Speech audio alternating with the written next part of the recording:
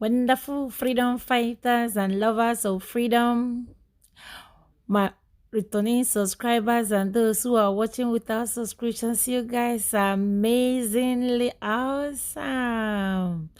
Welcome back to Biafra TV. Those who are watching without subscriptions, can you do your sister a favor? Go ahead and smack the red button, click the notification bell so whenever we upload, you'll be able to get notified. On this video, you are going to hear the sound warning of our brother Dan Orase, a man with integrity, a politician with exceptional. These are the men that when you look at them, you know for sure we have reserved among Biafrans. He dare AIT, show me any other part of Nigeria that are more patriotic than Biafran people. We develop everywhere. We see everywhere as our country. And we put our hand to make it what it is today. Why all this hate? Is it hate or is it jealous? I want you to listen and tell me what you think on the comment section, because Nnamdi Kanu shall be free to declare Biafra for you and I. Iseeeee. Methodology. Do you not also think that, you cannot rob Peter to pay Paul? Can we look at it differently? There are theses as a scientist. I mean, I accept empirical data if they are properly presented. You knew I was, what do you call it? I was kidnapped on the 26th of last month. Yes. And held for about 3-4 hours before they released me and took my vehicle and every other thing. And I had courage to ask. I was saying the blood of Jesus. I saw young men carrying brand new AK-47 rifles, intimidating myself and my driver. And I got annoyed. I said, God, I'm above 70. I've lived the better part of my life. And I promise you I'll continue saying the truth until I die. And I asked them, what the hell do you think you're doing? He said, if I talk again, you will kill me. I said, you can't kill me. And the young man stopped his vehicle. I said, you can't kill me because I'm covered with the blood of Jesus. You can't kill me. I said, 50 years ago, I was almost a major in Biafran army. And he almost wept. Oh God, did you serve in Biafran army? I said, yes. If we knew this, we wouldn't have taken up this job. The problem is coming from your own environment. If we knew that you helped to save our people, and I almost wept. And they said, nothing will happen to you and your driver. And they dropped us off. About 30 minutes after that, they told us that most of the violence were imported, that they are being paid to go and destroy their own properties from outside, so that they create a problem as Igbos are doing something wrong. Our people have value for life. Igbos have value for life, more than any other tribe in this country. And I make good to say it anywhere. Because anybody who goes around this country investing does not hate this country. There was a time I was in one of your programs doing around from 9 to 10 o'clock. Then my friend Ibrahim Dankwambo was governor of Gombe State. I had a 1-hour program. And I said, can any other tribe tell me which tribe has made any contribution to the development of this country, to the patriotism of this country more than Igbos have done? There's no part of this country you go and you don't see any Igbo man making an investment. Come to the whole of Eastern region, you don't see an Hausa man with one property. I said it on TV, and not one person. The governor called me. The Northern governor summoned an emergency meeting in Kanu and discussed my program. I said, you see an Hausa man, he's selling currency at Owerri Road. You don't know when he comes in and when he goes. If you see a Yoruba man, he's all about the tailoring service.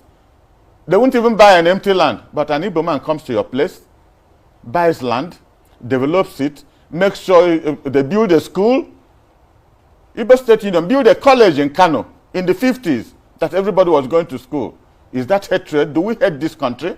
Why do they hate us so much? Just coming in here. I know that this is quite very emotional, and it's a conversation that, when played up, brings in a lot of history into foreplay.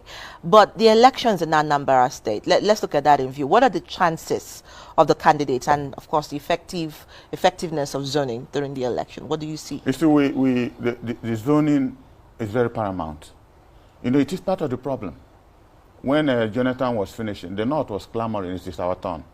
It's not a constitutional provision, but it makes for inclusion, for representation. If this government was serious, look at the problem in southern Kaduna. we have, every state has 3 senatorial zones. There's no way somebody from Southern Kaduna will be governor in Kaduna State, unless there's rotation of power. There's no way an Idoma person will ever be governor in Benue State, unless there's rotation.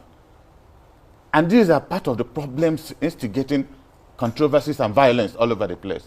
If you give somebody hope that he knows the South goes, the Central will go, the North will go, because it was Peter Obi, and God bless him, who started zoning in Anambra State at his, about 6 months to his to the end of his second term. I was among the few people he invited for breakfast. And he said, Chief Dan, this is what I'm thinking about. I said, it's brilliant. Start involving people. Because if not for that process, there is no way somebody from Anambra North, they don't have as much money as the South or the Central for them to be able to push themselves. That was why this governor, who is there now, became governor.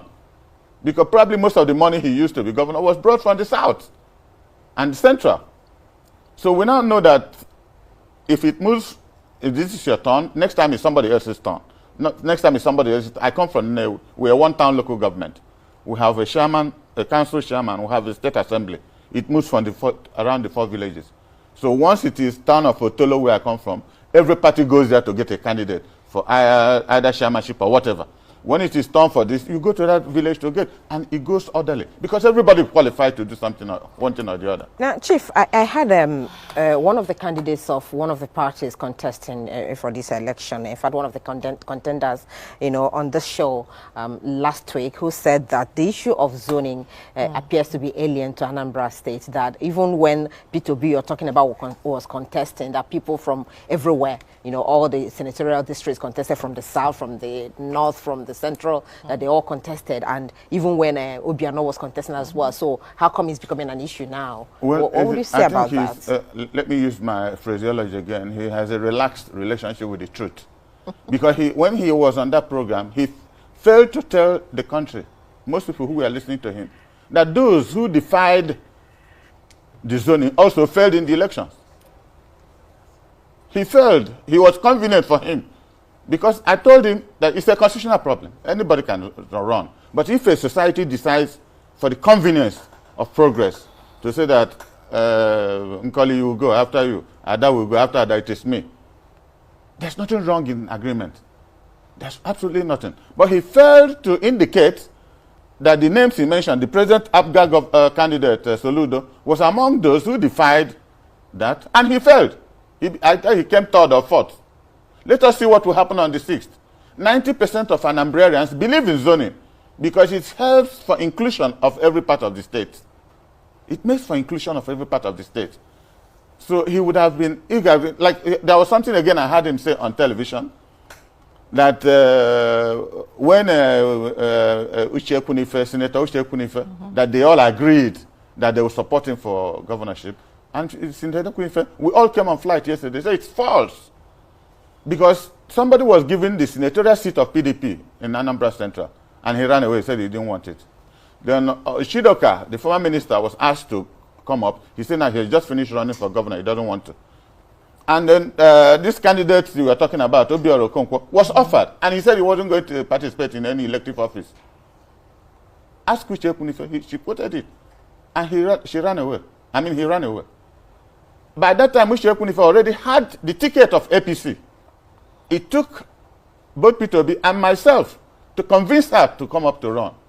And she ran and won the whole 7 local governments in the Central. So how can you say that there was an agreement? There was no agreement. So it's not enough. Zoning is not a constitutional matter, but it's a matter of theoretical convenience for inclusion. All right, a good point to leave this discussion. We must thank you very much for making our time to share your thoughts with us, starting with the birthday of the founder of Dark Communications, and then the elections in Anambra State. I still will have one more appearance. Then I'll tell you who will win the election. Thank you, my amazing people. If you enjoyed, go ahead, like, share.